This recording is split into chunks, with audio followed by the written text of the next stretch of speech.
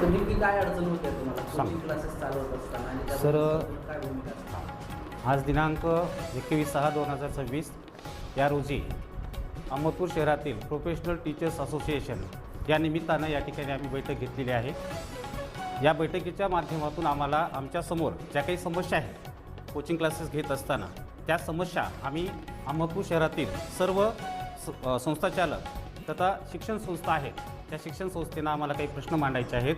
त्या अनुषंगानं आम्ही या ठिकाणी बैठक घेतलेली आहे. तर पहिला मुद्दा असा आहे की ज्या अहमदपूरमध्ये जे काही क्लास चालक आहेत ते उच्च शिक्षित असून सर्वजण सुशिक्षित बेरोजगार आहेत आणि त्यांना उपजीविकेचं साधन म्हणून आम्ही या विद्यार्थ्यांना मार्गदर्शन करण्यासाठी कोचिंग करत असतो.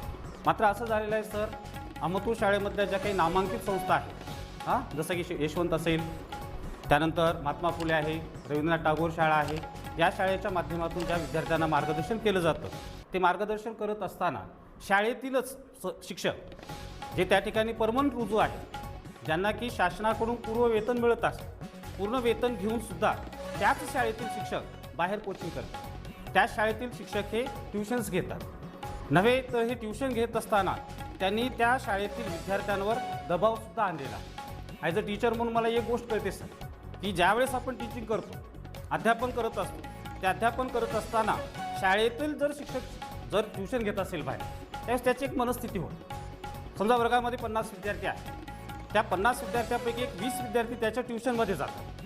त्यावेळेस त्याची एक नॅचरल टेंडन्सी आहे की त्याचं लक्ष त्या 20 विद्यार्थ्याकडे जास्त जातं, बाकीच्या 30 विद्यार्थ्याकडे त्याचं दुर्लक्ष होतं. आणि दुसरी एक गोष्ट अशी निदर्शनास आलेली आहे की त्या वर्गातील जो विद्यार्थी त्यांच्या ट्युशनला नाही त्या विद्यार्थ्याला काहीतरी आमिष दाखवून, जसे की मग प्रॅक्टिकलचे मार्क्स असतील, असा आमिष दाखवून त्यांनी त्याही विद्यार्थ्यांना त्यांच्याकडे ओढण्याचा प्रयत्न करत आहेत. As a coaching classes director किंवा संस्था चालक म्हणून मला एक सांगायचं आहे की ठीक आहे, त्यांनी ट्युशन घेतले, हा भाग वेगळा आहे, पण तुम्हाला पूर्ण वेतन असताना, शासनाची पूर्ण पगार असताना तुम्ही ट्युशन घेता ही पहिली गोष्ट अत्यंत चुकीची आहे. दुसरी महत्त्वाची गोष्ट, शाळेतील शिक्षक ज्यावेळेस विद्यार्थ्यांचा क्लास बाहेर घेत असतो त्यावेळेस एक नैसर्गिकरित्या घडते की ट्युशनमध्ये ज्याच्याकडे जे ट्युशनला विद्यार्थी आहेत आपसुकच त्याचं लक्ष त्या विद्यार्थ्यांकडे जास्त जातं, राहिलेल्या विद्यार्थ्यांकडे लक्ष जात नाही. हा दुसरा मुद्दा. तिसरी महत्त्वाची गोष्ट, त्यांच्या हातामध्ये एक शिक्षक शाळेचा म्हणून प्रॅक्टिकलचे मार्क्स देणं, ह्या काही गोष्टी अधिकारामध्ये आहेत. त्या अधिकारानुसार त्यांनी काय करतात, विद्यार्थ्यावरती दबाव आणतात आणि हा जो दबाव आहे तो दबाव आणल्यामुळं विद्यार्थी त्यांच्याकडे जाण्याचा एक लोंढा वाढतो. तिसरी महत्त्वाची गोष्ट आहे, आम्ही सुद्धा सर सुशिक्षित बेरोजगार असून या ठिकाणी क्लासेस घेतो. हे क्लासेस घेत असताना आमच्याकडे विद्यार्थी टिकावा यासाठी आम्हाला प्रामाणिकपणे काम करावं लागतं. नव्हे त्या विषयाचा परिपूर्ण अभ्यास करून अभ्यासाला वेळ द्यावा लागतो. शाळेतील शिक्षकाला याची गरज नाही. माझ्याकडं आहे, आमच्याकडे 1 तास विद्यार्थी बांधील आहे, मात्र त्याच्याकडे पूर्ण दिवसभर आहे, तो विद्यार्थी दिवसभर बांधील आहे, म्हणून त्याची सहानुभूती तो त्या विद्यार्थ्यांच्या पालकांकडून सुद्धा मिळवत असतो.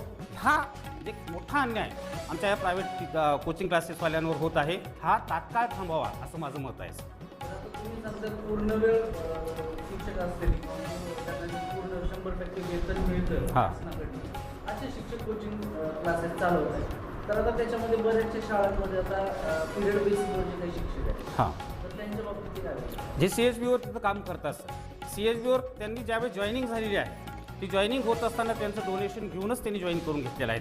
त्यांचं म्हणजे पूर्ण वेळ त्यांना करणार आहे. आणि कदाचित क्वचित एखादा शिक्षक असेल की जो पूर्ण वेळ झालेला नाही, त्याची पगार आणखी चालू झाली नाही, तर तसं लेखी पत्र संस्थाचालकांनी त्यांना दिलेलं आहे का शाळेच्या मुख्याध्यापकांनी त्यांना तशी परवानगी दिलेली आहे का बाबा तुम्हाला आमच्याकडून आणखी वेतन दिलं जात नाही, त्यामुळे तुम्ही क्लास घ्यावा, हे पत्रसुद्धा त्यांनी दाखवायला पाहिजे. अन्यथा त्यांना आम्ही क्लास घेऊ देणार नाही कुठल्याही हालतीने. हे जर बंद नाही झालं तर उद्या चालून आम्ही तात्काळ 1-2 दिवसामध्ये तहसीलसमोर तहसीलदारांना निवेदन देऊन आम्ही उपोषणाला बसणार आहे.